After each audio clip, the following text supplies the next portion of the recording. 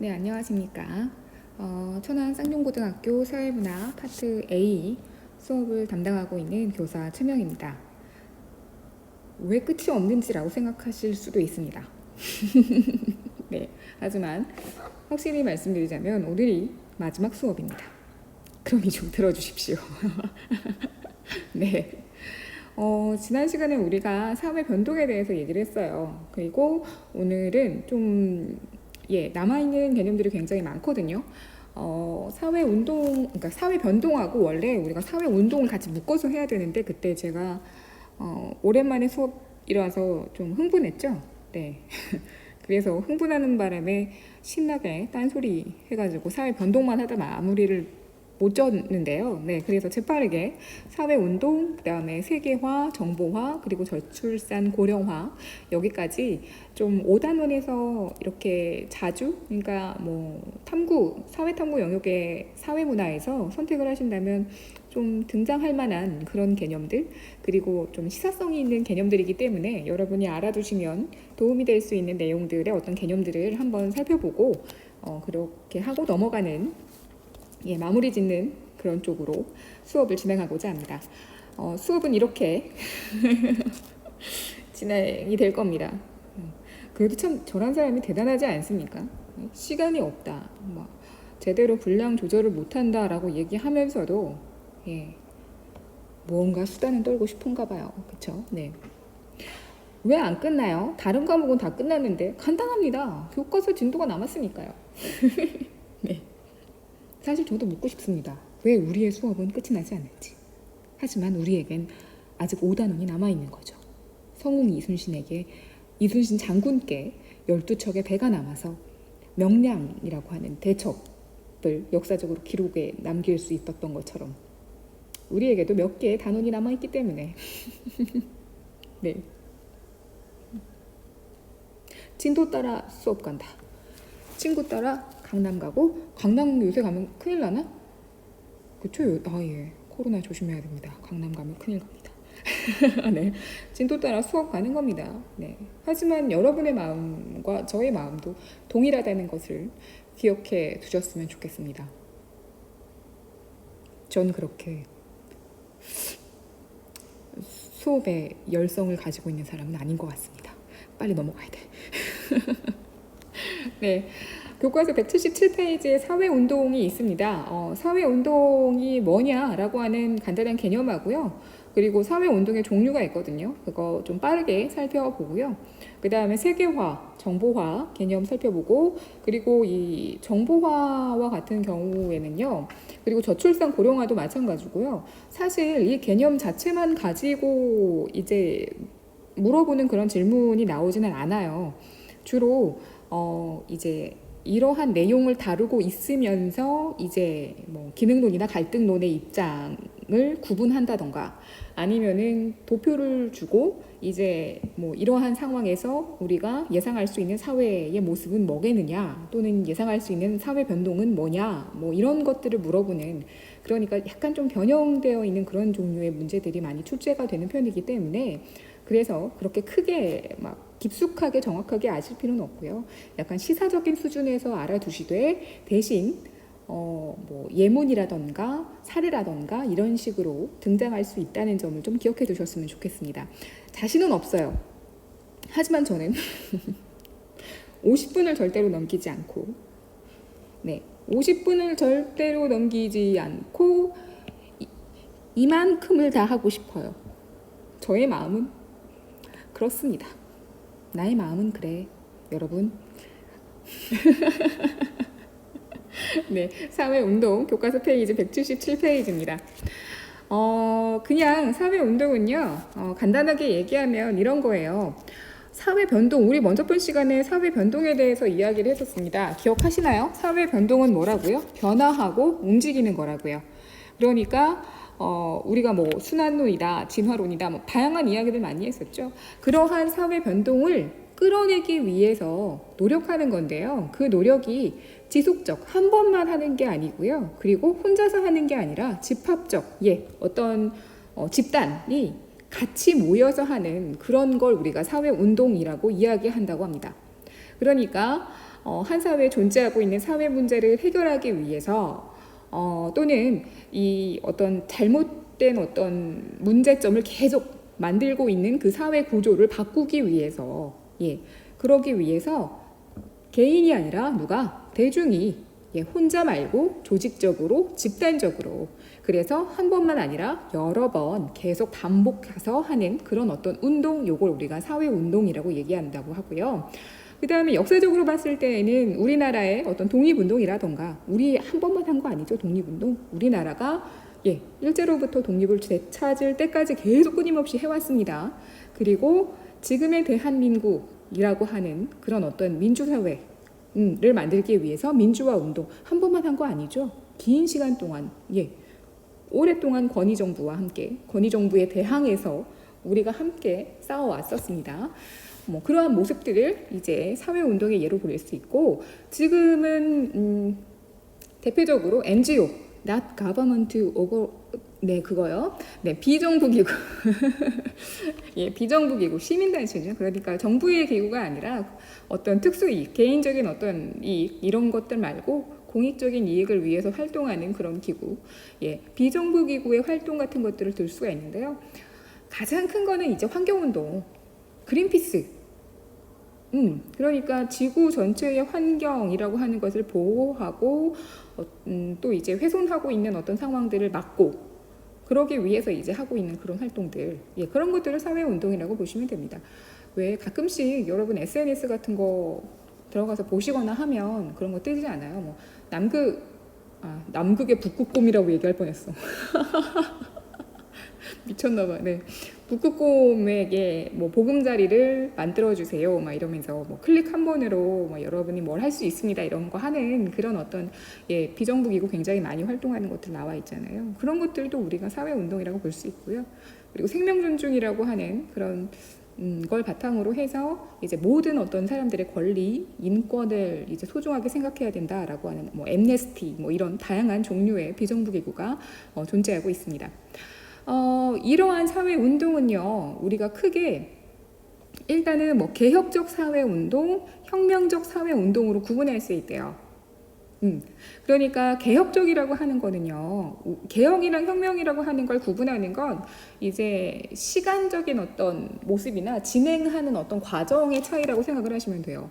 그러니까 사회 변동이라고 하는 걸 만들어내기 위해서 조금씩 시간을 들여서 어떤 기존의 것을 조금씩 이제 바꿔 나가면서 잘못된 부분들을 수정해 나가고, 그래서 이제 이전보다 더 나은 상황을 만들기 위해서 끊임없이 이렇게 움직이는 그런 어떤 운동이냐, 아니면 갑자기 꽝 하고 부딪혀서 뭐 하는 거? 이전하고 완전히 다른 모습으로 차란 하고 만들자라고 하는 그러한 어떤 형태냐라고 하는 그러한 어떤 차이라고 보시면 되거든요. 그래서 개혁적 사회운동은 첫 번째라고 보시면 돼요.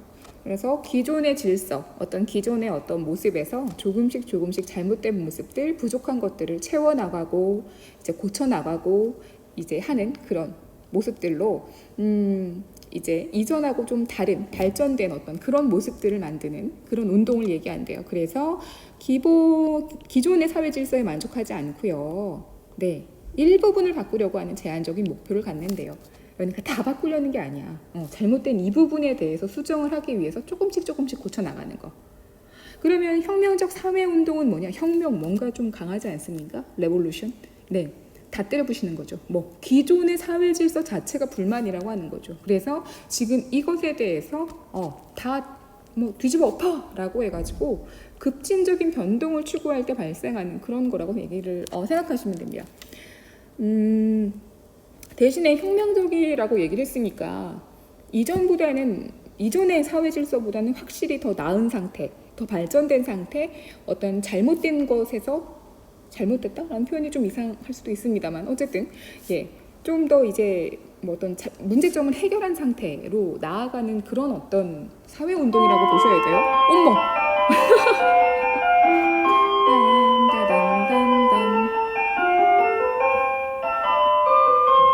여러분 종 쳤습니다.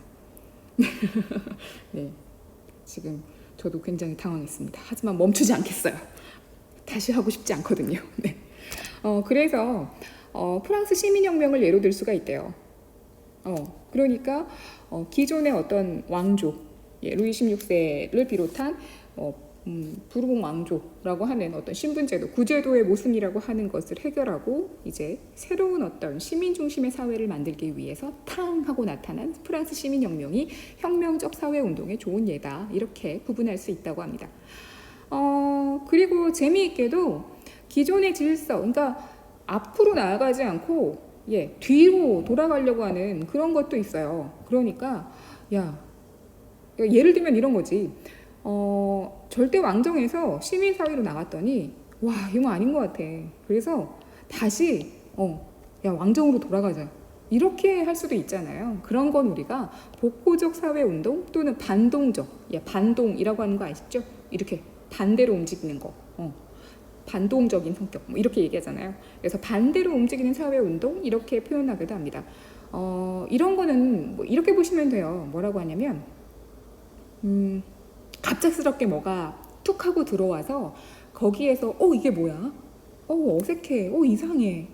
라고 생각을 한 나머지 차라리 이전 게 더 낫지 않았나? 이전 게 더 좋지 않았나? 라고 생각하면서 그래서 이제 뒤로 돌아가자 라고 생각하는 경우, 그럴 때 나타날 수 있는 거다라고 생각하시면 돼요. 실제로 제가 맞게 기억하는지 모르겠어요. 이거 잘못 얘기했다가 세계사 선생님한테 혼나면 어떡하지? 그 프랑스 시민혁명으로 끝난 게 아니었죠. 프랑스 시민혁명이 자리를 잡고 한동안 굉장히 혼란스러운 프랑스 시민 사회가 이어지다가 결국에는 시간이 지나고 나서 왕정으로 다시 돌아가기 위해서 루이 16세의 먼 친척벌이었나요? 아무튼 그 이전 왕조의 아주 먼 친척벌, 먼 후손벌 되는 사람을 데려다가 다시 왕정 복고를 하려고 했던 그런 움직임도 있었다. 이렇게 얘기를 하잖아요. 그러니까 익숙하지 않은 것에 대해서 거부 반응을 느끼면서 위협을 느끼면서 이제 복고적인 사회 운동을 벌이기도 한다. 이렇게 기억하시면 되겠네요. 내용 어렵지 않습니다. 자, 그러면 이제 다음 페이지 빨리 넘어가도록 하죠. 세계화, 정보화 묶어서 한번 얘기를 시작해 보도록 하겠습니다. 네. 이런 거 빼면 좀 수업이 빨라질라나? 그걸 마지막 수업에서 깨닫다니 정말 한심하기가 그지없습니다. 네. 제가 마트 되게 좋아하거든요. 네. 근데 이거 PPL 아니에요. 네. 광고 아닙니다. 이 동영상은 광고를 포함하고 있지 않습니다. 네.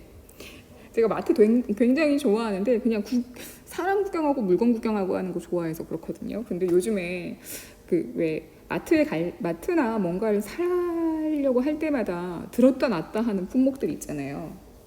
그러니까 뭔가를 이거 살까 말까 살까 말까. 그러니까 반드시 필요한 건 아니야. 하지만 산다고 해서 그걸 내가 다 쓸 것 같지도 않아. 이런 느낌.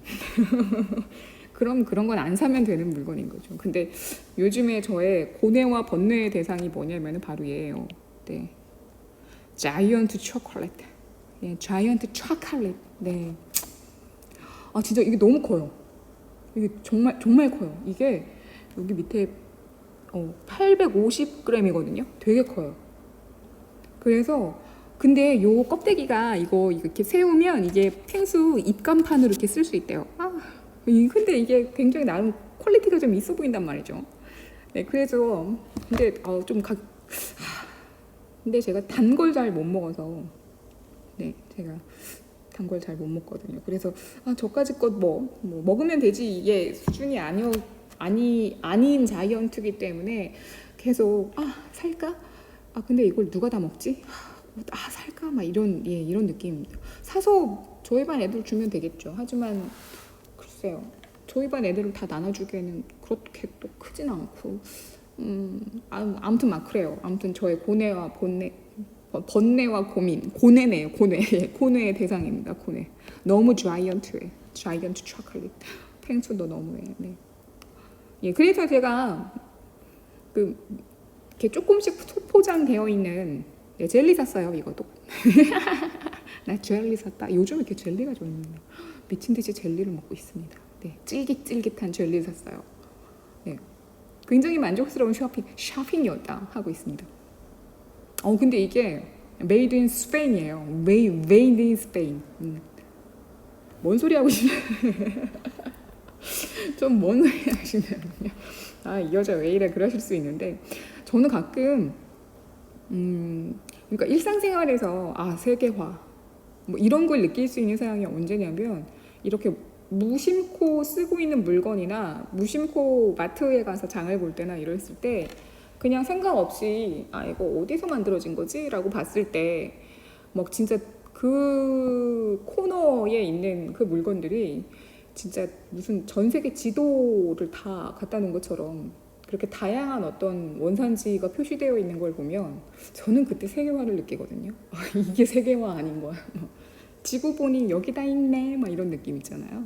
네. 미안합니다. 네. 세계화예요.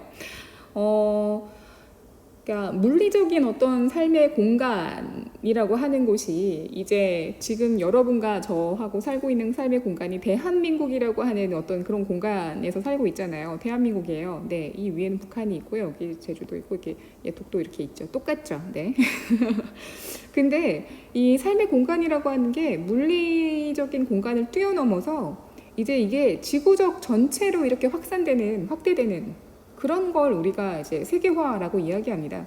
그러니까 이제는 이전 사회처럼 어떤 국가에 묶여 있고 지역 사회에 묶여 있는 그런 어떤 한계성을 지니고 있는 사회가 더 이상 아니다라고 하는 걸 얘기하는 게 바로 세계화인데요. 세계화가 왜 나타나게 되냐? 우린 흔히 지구촌 이렇게 표현을 하죠. 지구의 하나의 마을로 표현을 하잖아요. 그만큼 이제 가까워졌다. 국가 간의 거리가 이제 가까워졌다라는 의미인데요. 원인은 뭐 간단합니다. 예, 정보통실, 네, 교통기술. 그러니까 인터넷망, 5G, 네, 이 정보통신망 덕분에 우리는요, 방구석에 앉아서 세계 일주를 할 수 있는 그런 어떤 상황을 경험할 수 있게 됐습니다. 뿐만 아니라 이제는 지구 반대편까지 가는데 직항기, 바로 가는 비행기만 있다고 한다면 하루 만에도 지구 반대편까지 갈 수 있게 됐죠. 네, 그러니까 뭐 이전에 교통이 발전하기 이전에는 뭐 서울에서 부산까지 왕복하는 것도 하루 종일 걸린다 그랬는데 요즘에는 비행기 타이밍만 맞으면 우리 반대편에 있는 영국까지 가는 것도 하루 24시간이면 가능할지도 몰라요. 중간에 막 이렇게 갈아타고 하는 거 없이 그냥 다이렉트로 바로 간다고 한다면. 네. 그러니까 이전보다 훨씬 더 삶의 공간이 넓어지게 된 겁니다.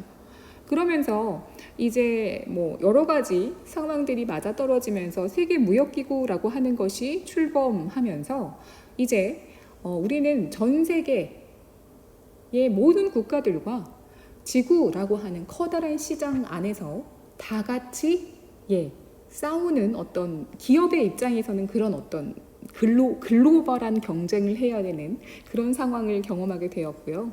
그리고 소비자의 입장에서는 글로벌한 시장에서 다양한 물건을 선택할 수 있는 선택권을 이제 가지게 된 겁니다. 그게 바로 세계화입니다. 그래서요, 긍정적인 영향을 얘기하자면, 일단 물건을 생산해서 팔아야 되는 기업의 입장에서는요, 뭐 이런 거죠.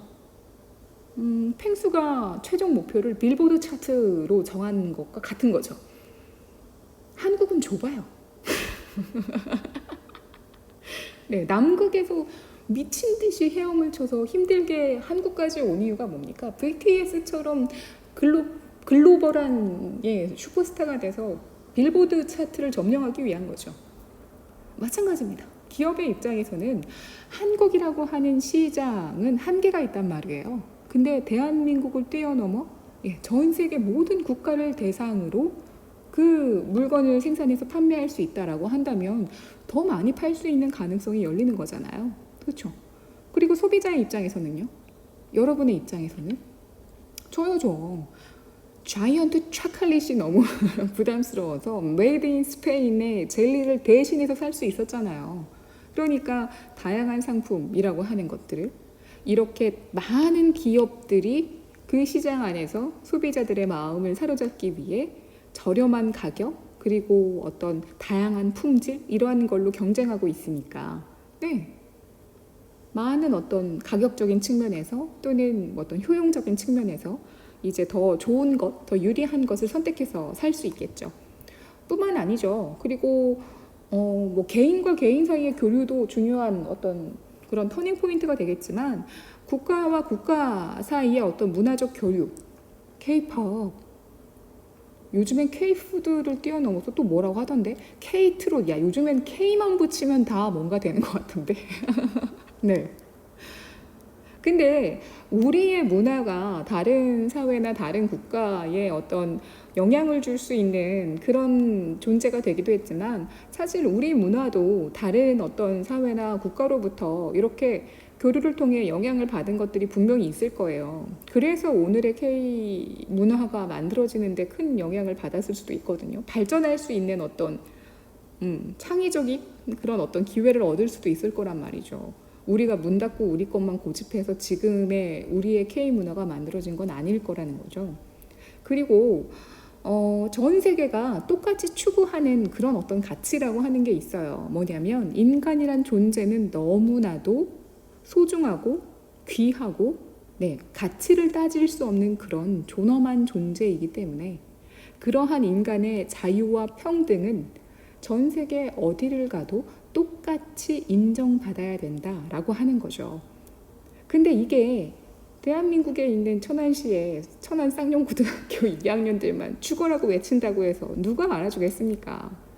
근데 이러한 것이 세계화라고 하는 바람을 타고 점차 한국을 넘어 아시아를 넘어 전 세계적으로 퍼지게 된다면 이러한 어떤 인류 전체에 대한 가치라고 할까요? 이제 기준이라고 하는 것은 누구에게나 똑같이 적용될 수 있는 그러한 것들이 되겠죠. 하지만 부정적인 것도 있습니다. 뭐냐면은요. 아까 전 세계라고 하는 커다란 시장 안에서 모든 기업들이 뛰어들어서 이렇게 그 시장 안에서 이렇게 경쟁하는 그런 구조라고 했잖아요. 그쵸? 자, 그러면 생각해봐요. 이제는요, 그 전 세계의 시장이라고 하는 곳에 뛰어들어서 이렇게 막 경쟁을 하고 있을 때 일단은요, 국가와 국가 사이에서도 경쟁이 있을 거 아니에요? 기업과 기업 사이에서도 경쟁이 있을 테지만 국가가 국가 사이의 경쟁에서 아무리 똑같이 똑같은 조건 안에서 누가 더 하고 누가 덜 하고 그런 거 없이 똑같이 품질만 가지고 우리 경쟁하자라고 얘기를 하더라도 어느 정도 경제적인 성장을 이룬 국가와 이제 막 시작한 국가 싸움이 돼요? 안 돼요, 안 돼요. 그리고 그런 거 있을 거 아니에요. 이 경쟁력이 약한 개발도상국이라고 하는 국가가 이제 세계화 때문에 다양한 어떤 다른 국가의 물건들이 수입되기 시작을 했어요. 그럼 이 국가에 살고 있는 사람들도 생각해 보세요. 저렴한 가격으로 선진국의 물건들, 품질 좋은 물건들이 막 들어오기 시작해요. 그러면 이 국가 사람들이 어떤 물건 사겠어요? 애국자 이런 거 마음 버려. 너무 잔인한가? 경제에서는 합리적인 인간이라고 하는 걸 가정하거든요. 그러니까 막 애국심 이런 거 가지고 선택하지 않고 나에게 좀 더 깊은 만족감과 적은 비용을 지불하는 그런 걸 선택한다고 가정한단 말이에요. 그럼 개발도상국의 사람들은 값싸고 품질 좋은 선진국의 물건을 선택한다고요. 그러면 이 개발도상국의 그 해당 물건의 산업은 위축될 수밖에 없어요. 이건 게임이 안 돼요. 게임이 안 돼. 그래서 잘 사는 나라는 이 개발도상국에까지도 물건을 파는 덕분에 더 잘 살게 되고 이 못 살고 힘든 이제 막 게임을 시작한 국가는 그나마의 산업도 위축돼서 더 못 살게 되고 이게 이제 심화된다는 거죠. 그리고 문화 파트에서 아마 배우셨을 거예요. 선진국의 문화가 일방적으로 전파되면서 획일화되는 거. 왜 그래서 그런 거 있지 않아요? 이렇게 뭐라고 할까? 어떤 흐름이라고 하는 것처럼 이런 종류의 음악이 이제 유행한다 그러면 이렇게 막 이렇게 똑같이 왜 패션이라고 하나요? 어떤 디자인 이런 것도 유럽이나 이런 쪽에서 유명한 브랜드들이 이렇게 내년도의 디자인이다 이러면서 이렇게 탁 오픈을 하면 전 세계가 다 그렇게 따라가는 느낌 들잖아요. 요즘에 왜 뉴트로 이런 거 얘기하면서 복고 뭐 이런 거 많이 유행한다고 얘기하죠. 근데 사실 그 복고에 대한 시작은 제가 알기로는 몇 년 전부터 그 잘 나가는 유명 브랜드의 명품이라 소위 불리우는 그런 브랜드들에서 조금씩 디자인을 그런 쪽으로 다시 내세우기 시작하면서 이렇게 뭐 이런 느낌이거든요. 그럼 그게 정말 뭐랄까 어떤 각자의 개인들의 또는 각 사회마다의 어떤 고유한 걸 반영한 걸까라고 얘기하면 그건 또 아니라는 거죠. 그리고 이제 세계라고 하는 시장 안에서 뛰어들었으니까 국제기구 눈치 보이죠. 다국적 기업 많죠. 그리고 국제적인 거대 자본들 이러면서 개별 국가로서의 자율성 그리고 독립성 이러한 것들을 가지고 선택하고 결정해야 될 문제들도 이러한 어떤 존재들의 눈치를 보는 그런 상황들이 펼쳐질 수 있습니다. 왜냐하면 영향력이 너무 커졌으니까. 갑자기 그 국제 거대 자본이 우리나라에서 투자한 돈을 빼겠다고 하면서 정치적으로 이렇게 하지 않으면 우리는 돈을 빼겠습니다 막 이래버려요.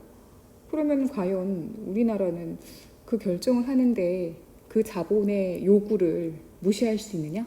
그럼 좀 어렵다는 거죠. 또 세계화도 쉬운 게 아니네요. 그렇죠? 자, 그래서 뭐 대응 방안은 읽어보시면 충분히 알 수 있는 내용. 우리의 것을 상대주의적인 태도. EBS 감사합니다. 늘 감사드립니다. EBS가 우리의 온라인 수업을 더 풍성하게 만들어주고 계십니다. 사랑해요 EBS. 밑에 부분을 읽어보시면 충분히 아실 수 있을 것 같아서 이제 넘어가도록 하겠습니다. 정보화입니다.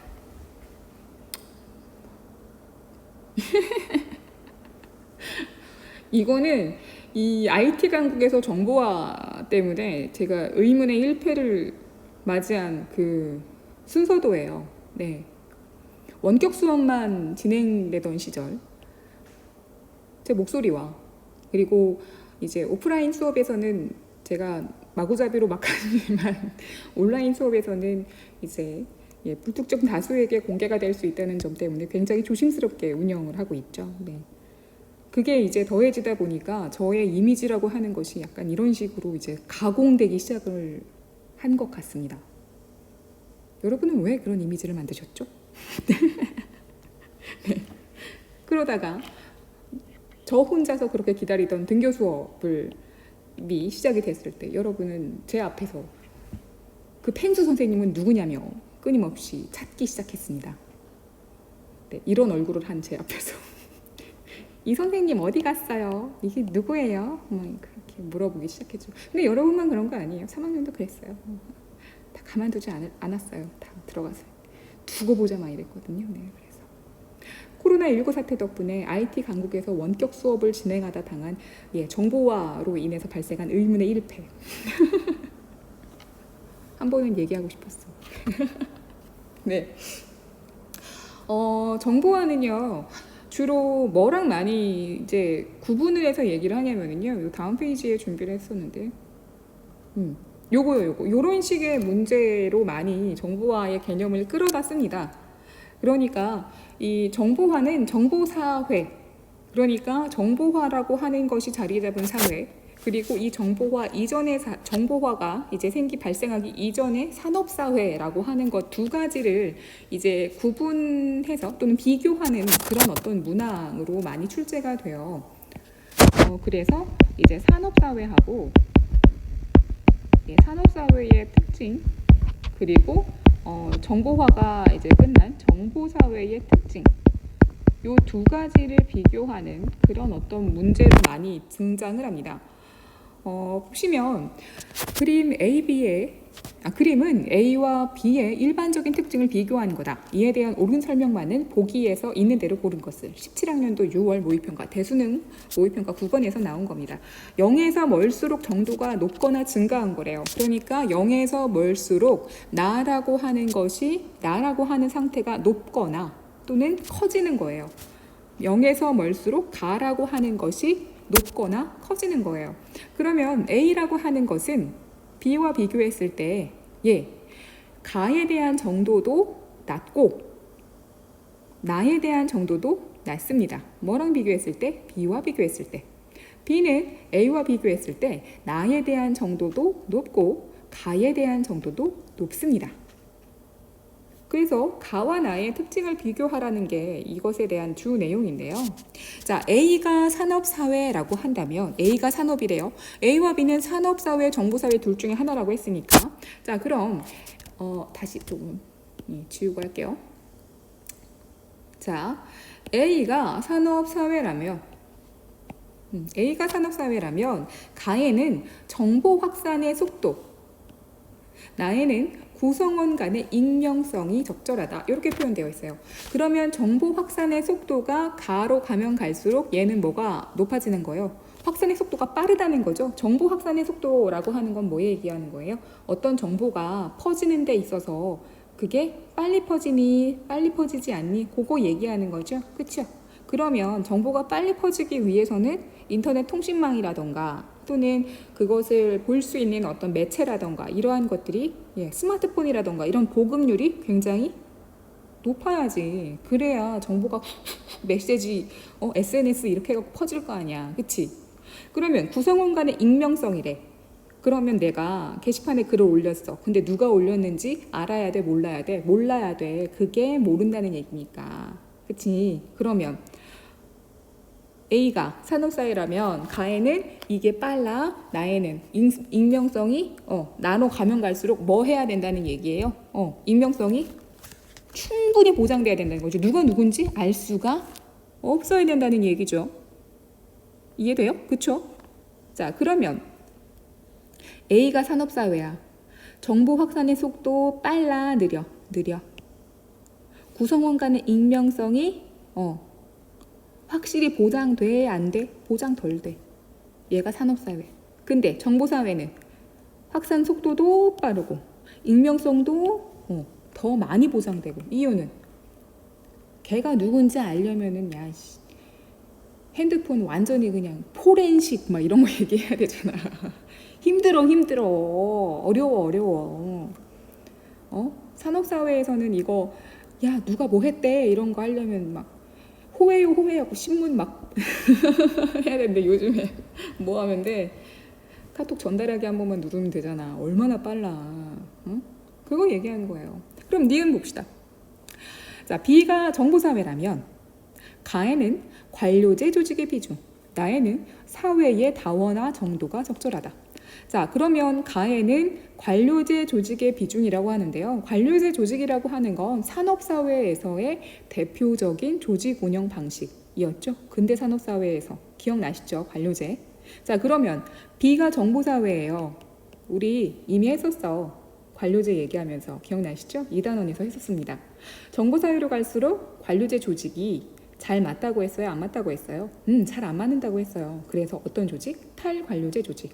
그러면 B는 가가 관료제 조직에 가로 가면 갈수록 높다는 건데 정보사회인데 관료제 조직의 비중이 높아요? 낮죠. 그리고 사회 다원화 정도. 사회 다원화라고 하는 건 다원화가 의미하는 게 뭐예요? 사회에서 중요하다. 사회에서 가치 있다라고 생각하는 게 예전에 비해서 여러 개인 거예요. 그래서 고민해야 되고 고려해야 되는 것들이 많은 것들.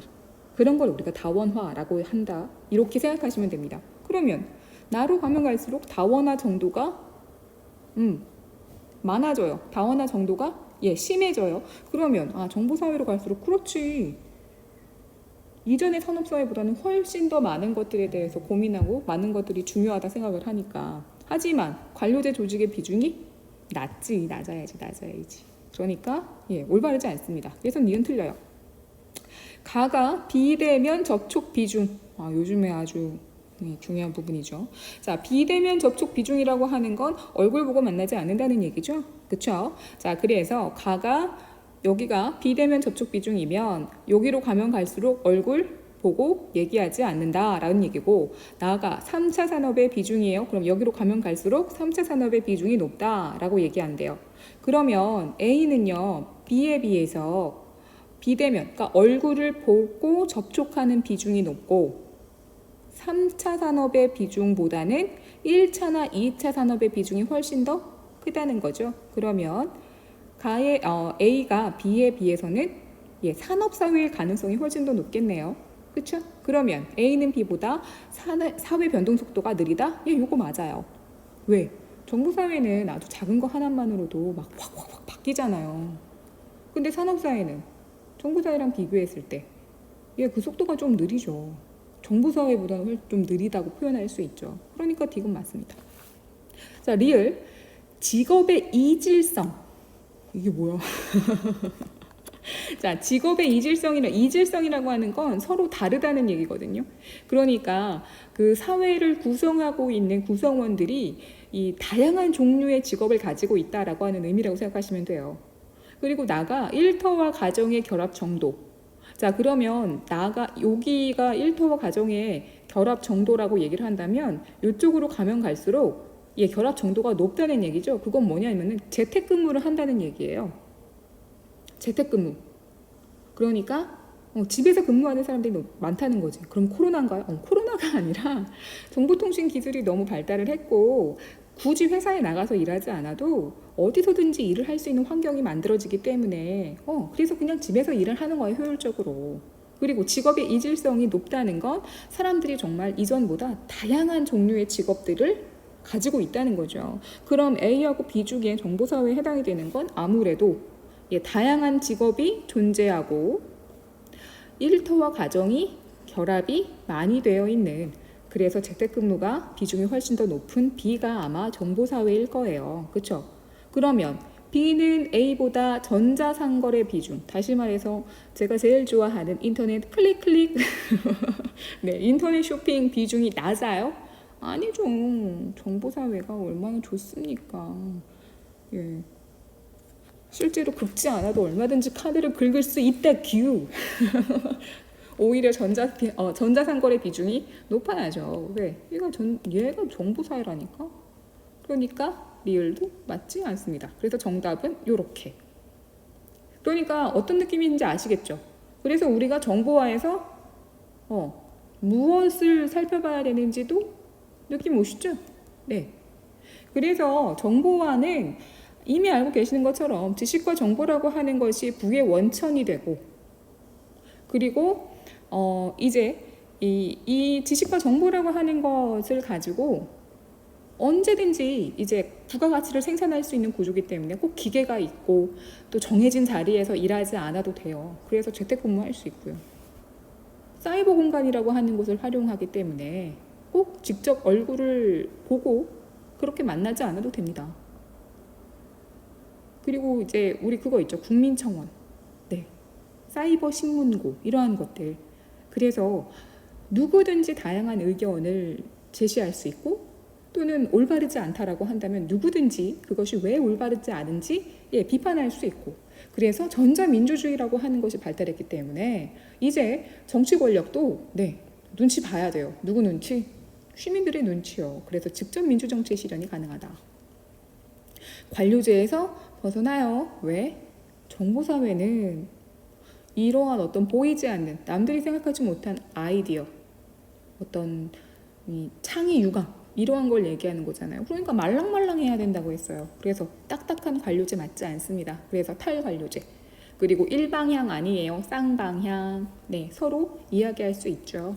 그래서 쌍방향 통신매체의 발달 때문에 의사결정이라고 하는 것이 피라미드의 여기에서 야, 내 말대로 해, 이게 아니라 누구나 다 똑같이 다양하게 의견을 나눌 수 있는 그런 어떤 분권화 그리고 수평화의 구조다, 이렇게 얘기하죠. 그렇지만 정보사회 역시나 문제가 있어요. 무슨 문제예요? 네, 그러니까 요즘에 뉴스에서 많이 나오는 범죄와 관련된 것들, 그런 거 많이 생각하시면 돼요. 사이버 범죄 너무 많죠. 그리고 정보기기, 우리 스마트폰 그 중독. 학교에 이렇게 진급할 때마다 맨날 저기 하잖아요. 우리 그 검사하잖아요. 그런 거.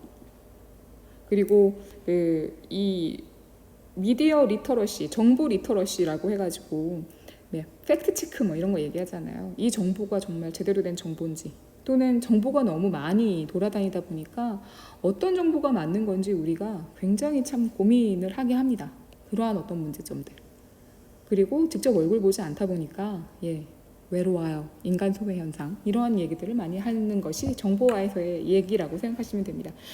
주로 산업사회하고 많이 비교하는 그런 문항이기 때문에 뭐 읽어보시면 충분히 알 수 있는 부분들이라서 EBS가 원격 수립입니다. 여러분 교과서로도 충분히 알 수 있는 내용이니까 문제 기억하시면서 넘어가도록 하겠습니다. 자, 마지막이에요. 힘을 내요. 나도 힘을 낼게. 자, 저출산 고령화인데요. 일단 하나하나씩 떼어놓고 얘기를 해볼게요. 저출산이라고 하는 걸 얘기하기 위해서는요. 그냥 단순히 출산을 적게 한다라고 하는 것보다는 우리가 합계 출산율이라고 하는 것을 기준으로 삼는다고 해요. 이 합계 출산율은 이 평균적으로 가임 기간, 그러니까 아이를 낳을 수 있는 그 가임 기간에 여성 한 명이 낳을 것으로 기대되는 그런 평균 출생아의 숫자를 우리가 합계 출산율이라고 하는데요.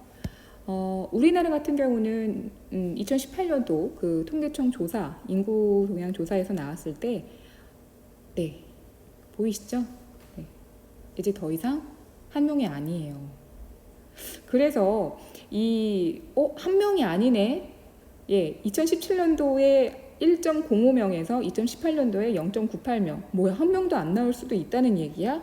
그래서 저출산인가? 라고 얘기하실 수 있는데, 그래서 저출산은 아니고요. 그냥 적게 나올 수도 있어요. 그냥 이게 별 문제가 되지 않을 수 있어요. 근데 뭐가 문제냐면 그 인구 대체 수준이라고 하는 게 있대요. 이거 좀 있어 보이게 한번 써봅시다. 죄송해요. 제대로 한번 써볼게요. 인구 대체 수준. 그러니까 현재의 인구수를 계속 유지할 수 있는 그 출산, 새로 태어나야 되는 그 출산 수준, 그런 걸 우리가 인구 대체 수준이래요. 그러니까 사회 전체적으로 봤을 때에는 지금의 경제 규모, 그리고 국가 규모, 사회 규모를 계속 쭉 유지하기 위해서는 이 정도의 인원수는 태어나야 된다라고 하는 걸 이제 말하는 게 바로 인구 대체 수준인데요. 그 인구를 현상 유지하는 데 필요한 요 인구 대체 수준이라고 하는 게 그 유럽에서 조사, 유럽 경제위원회라고 하는 데에서 조사를 해가지고 발표를 한 기준이 있대요. 그게 유럽에서 그 조사를 한 결과, 왜 이렇게 빨리 받았어. 조사를 한 결과 선진국 같은 경우는 이제 여성 한 명이 가임 기간 안에 2.1명 정도를 낳아야 되고, 그다음에 개발도상국 같은 경우, 개도국이라고 하니까 좀 이상하네요. 나 진짜. 네. 왜 이래. 시간도 얼마 없는데. 자, 인구 대체율. 진짜! 그냥 숫자로 쓸게요. 진짜 오늘 왜 이러니? 인구 대체율에서 선진국 같은 경우는 2.1명이고요. 그다음에 개발도상국 같은 경우는 한 3명 정도래요. 3명 이상. 그래야지 그 현재 수준의 경제 규모든 어떤 인구 수든 이런 걸 다 유지하면서 계속 이제 갈 수 있는, 인구의 적정 수준을 유지할 수 있는 거래요. 그럼 보세요. 일단 언제부터? 2009년이네요. 자료 이거 제가 네이버에서 찾아가지고 가지고 온 건데 2009년 이전부터 2.1명은 이제 지났어요. 찾아보니까 우리나라 같은 경우는 1990년대 90년대 초반부터 선진국에서 얘기하는 2.1명이 이미 해당되지 않기 시작을 했대요. 그러니까 이 숫자가 뭘 얘기하는 거냐면, 아이가 태어났을 때 건강하게 태어날 가능성도 있지만 어디가 좀 아픈다던가 아니면 뭐 이렇게 사고가 발생을 한다던가 해서 좀 빨리 사망을 할 수도 있잖아요.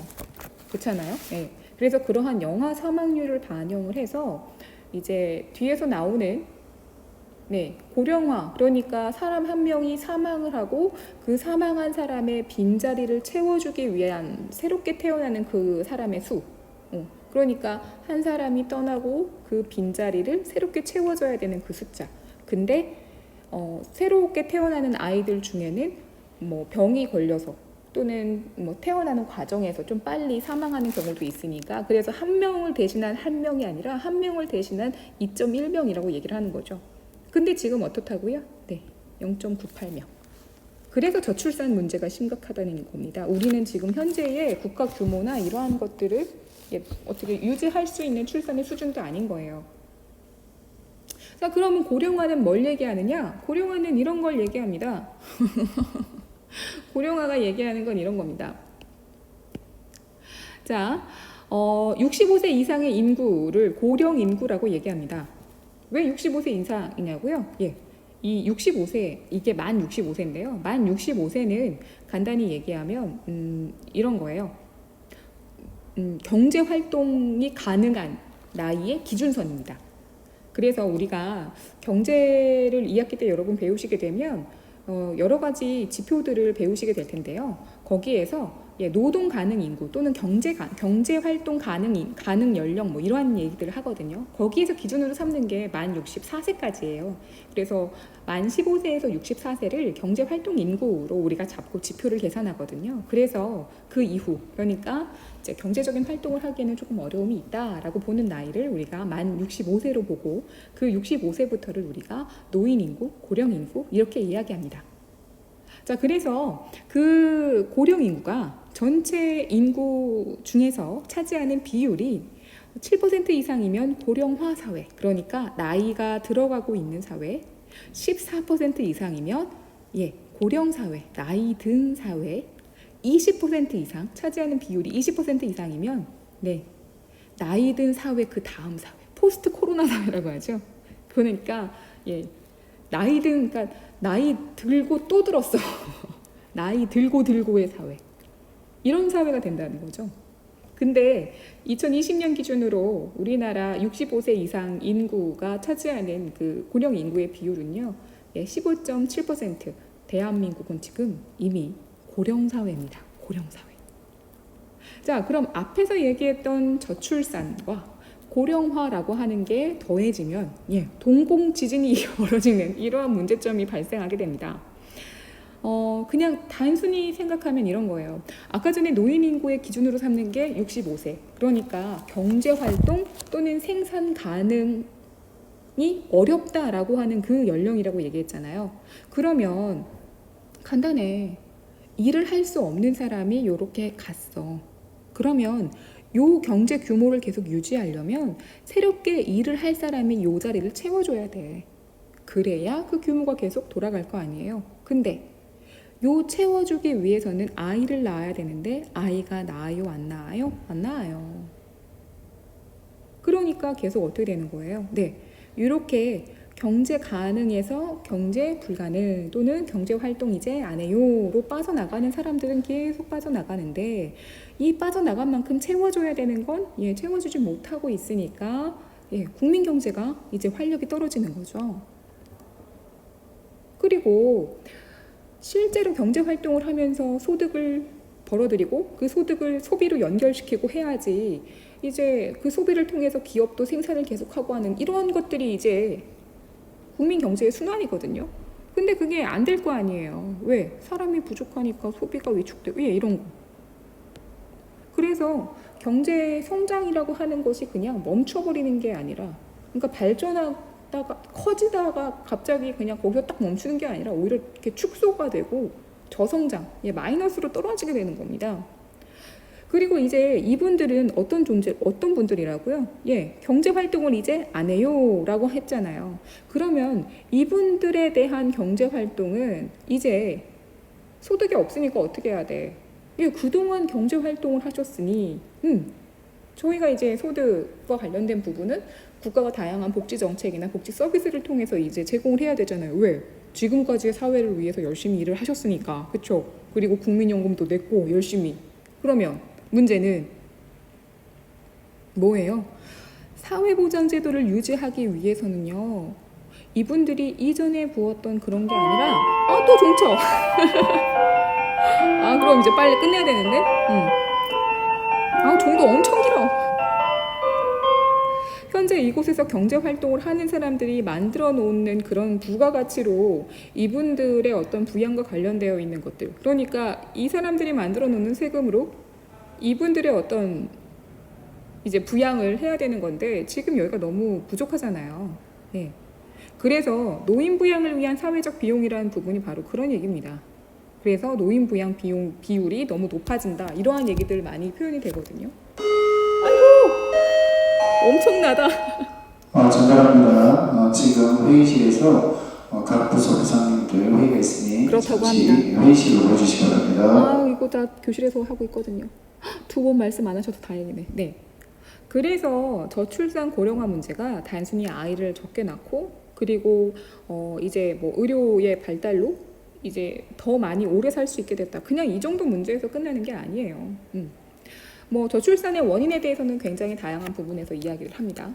그리고 그러한 것들에 대해서는 이제 여러분이 충분히 자료를 많이 찾으실 수 있고, 그리고 고령화에 대해서도 왜 이전에 비해서 훨씬 더 기대 수명이나 평균 수명이 높아졌는지도 여러분 충분히 알 수 있으시죠? 설마 그 정도의 신문도 안 보시는 건 아니겠죠?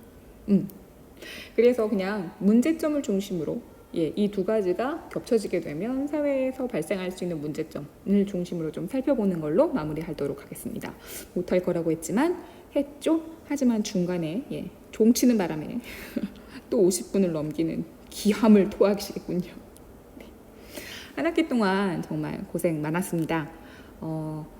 뭐랄까, 이제 2학기 때는 여러분을 만날 수 있을지 없을지 아마 만나지 못하지 않을까 싶기도 하지만, 그래도 여러분 사회문화 한 학기 동안 수업 듣고 공부했던 걸로 여러분에게 좀 도움이 될 수 있는 그런 과목이었으면 좋겠습니다. 여름방학 잘 보내고 건강하게 2학기 때 만났으면 좋겠네요. 비가 얼른 끝냈으면 좋겠어요. 저 페르세우스 유성 너무 보고 싶거든요. 네, 그럼 여기까지 수업하도록 하겠습니다. 그동안 고생 많았습니다. 저 갈게요. 안녕. 빠잉.